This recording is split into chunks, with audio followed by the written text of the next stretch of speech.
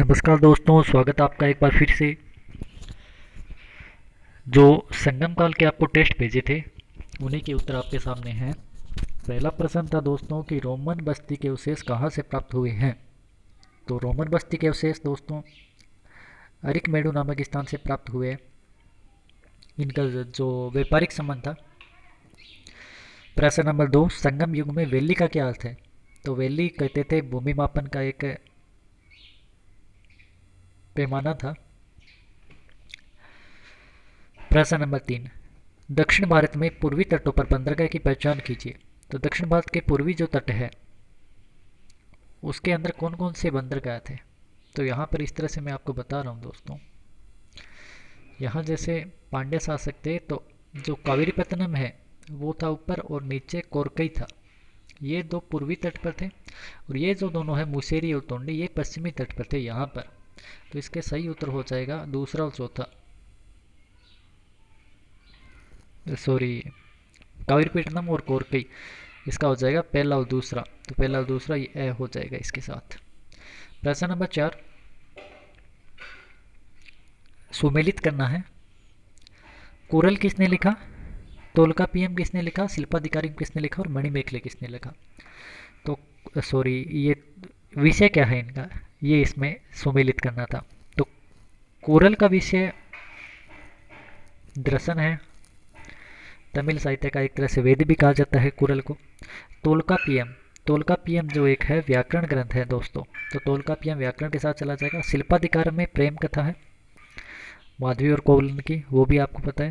मणिमेखले शीतल सत्यनारायण का मणिमेखले क्या एक वाणिक कथा है। तो इस तरह से ये सुमेलित हो जाएगा। प्रश्न नंबर 5, नंदों और मौर्यों का किस कवि ने संगम साहित्य में उल्लेख किया है। काफ़ी इंपॉर्टेंट प्रश्न है। इसका मामूलनार हो जाएगा। संगम साहित्य में मामूलार नाम एक कवि जिसने नंदों और मौर्यों का उल्लेख किया है। प्रश्न नंबर 6, संगम युगीन किस स्थल से वार्षिकोत्सव के रूप में इंद्र की विशेष पूजा होती थी। तो किस स्थल से होती थी, ये थी पुहार से। पुहार नामक था जो बंदरगाह, यहाँ पर वार्षिकोत्सव के रूप में इंद्र की विशेष पूजा की जाती थी। प्रश्न नंबर 7, सुमेलित करना है। ये लो 7वां प्रश्न। कुरल किसने लिखा, शिल्पाधिकारम किसने लिखा, मणिमेखले और तोलकापियम। तोलकापियम जो कि एक व्याकरण ग्रंथ था किसने लिखा था। तो तोलका जो पीएम है ये लिखा था तोलकापियर ने। ये हो जाएगा। इसके बाद में है शिल्पाधिकारम, मणिमेखले और कुरल। तो कुरल जो लिखा गया था वो लिखा गया था तिरुवल्लुवर द्वारा। ये आपको बताया था, तमिल वेद भी कहते हैं इसको। शिल्पाधिकारम और मणिमेखले, शिल्पाधिकारम को लिखा था इलंगो अदिगल ने और मणिमेखले लिखा था शीतल सत्यनारायण ने। तो इस तरह से ये चला जाएगा। प्रश्न नंबर 8, चेर राज्य के पतन कौन कौन से थे। पुहार, मुसेरी और तो चेर राज्य की जो है इसके अंदर आपका हो जाएगा बी। मुसेरी और तोंडी जो है वो चेर राज्य के थे। मुसेरी और तोंडी इसके साथ। प्रश्न नंबर 9, तीसरे संगम का अध्यक्ष किसे बनाया गया था। तो तीसरे संगम का अध्यक्ष जैसा कि आप सभी जानते ही हो नकीरल था। प्रश्न नंबर 10, कोरकई व मदुरै प्रमुख नगर पतन किसके थे, पांड्य के, चोलों के, चेरों के या होयसलों के। तो कोरके और मदुरै जो थे ये पांड्य राज्य के प्रमुख थे पतन और नगर। प्रश्न नंबर 11, सुमेलित करना है। उदयनजेरोल,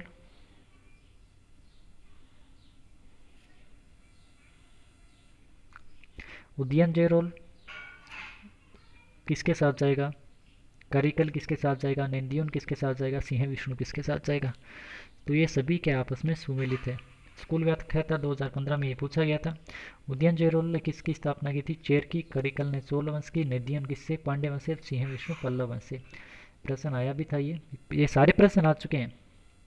प्रश्न नंबर 12, असत्य कथन कौन सा है, ये कॉलेज व्याख्याता में प्रश्न आया था। पहला था संगम कालीन साहित्य, लगभग 3 से 4 शताब्दियों में लिखा गया, 300 से 400 वर्ष लिखे थे।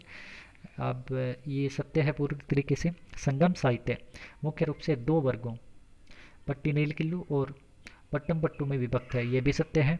प्रश्न नंबर सी संगम साहित्य धार्मिक साहित्य है, ये असत्य हो जाएगा। इसमें चौथा है, इसमें भी नायक नायिकाओं की प्रशस्ति गीत है, ये भी सत्य है। ये धार्मिक साहित्य नहीं है। संगम साहित्य जो लिखा गया था ये एक तरह से धार्मिक कवियों का सम्मेलन नहीं था। इसके अंदर राजाओं और प्रशासनिक स्थिति के भी बारे में हमें जानकारी मिलती है, कोई धार्मिक साहित्य नहीं था। प्रश्न नंबर 13, तत्कालीन स्थिति के अंदर उसमें जानकारी दी थी। प्रश्न नंबर 13 में सुमेलित करना है मुल्ले, मरुतम, कुरिची और नेपतल किसके साथ जाएंगे बताइए। तो मुल्ले जो जाएगा आपका चारागाह के साथ। मुल्ले जो था उसको चारागाह का नाम पहले मुल्ले कहा जाता था संगम साहित्य में। मरुतम, मरुतम का मतलब था उपजाऊ भूमि, ये इसके साथ चला जाएगा। कुरुचि और नेपतल, नेपतल का मतलब था तटीय प्रदेश, तल मतलब तल हो जाएगा तटीय में। और कुरिची, कुरुचि में चला जाएगा पहाड़ियाँ और वन, तो ये आ जाएगा इसमें ऐसे। प्रश्न नंबर 14, तमिल साहित्य में पथकर क्या था। तो तमिल साहित्य में जो पथकर लिया जाता था उसको कहते थे उल्गू। बेसनर अभिलेख में हेलियोडोरस कहाँ का निवासी था। ये पिछली बार भी आपको टेस्ट में बताया था, काफ़ी मोस्ट लग रहा था मेरे को, वापस दे दिया प्रश्न। बेसनगर अभिलेख जिसमें इसने स्वयं को खुद को परम भागवत कहा है, ये कहाँ का निवासी था। तक्षशिला, पाटलिपुत्र, सियालकोट या विदेशता। तो ये था तक्षशिला का निवासी। प्रश्न नंबर 16, प्रस्थान त्रय में क्या सम्मिलित नहीं है। ये प्रश्न आरएस में भी आया था, पहले भी आपको बताया था। आरएस मेंस का जो एग्ज़ाम हुआ था दोस्तों, इसके अंदर ये अभी पूछा गया था प्रस्थान त्रय किसे किसे शामिल किया गया है। तो इसके अंदर प्रस्थान त्रय में 3 चीज़ें सम्मिलित है, एक गीता है, उपनिषद है और ब्रह्मसूत्र है। भागवत जो है धर्म है। प्रस्थान त्रय में 3 साहित्य सम्मिलित हैं, तो इस तरह से ये भागवत नहीं है इसमें। धन्यवाद दोस्तों।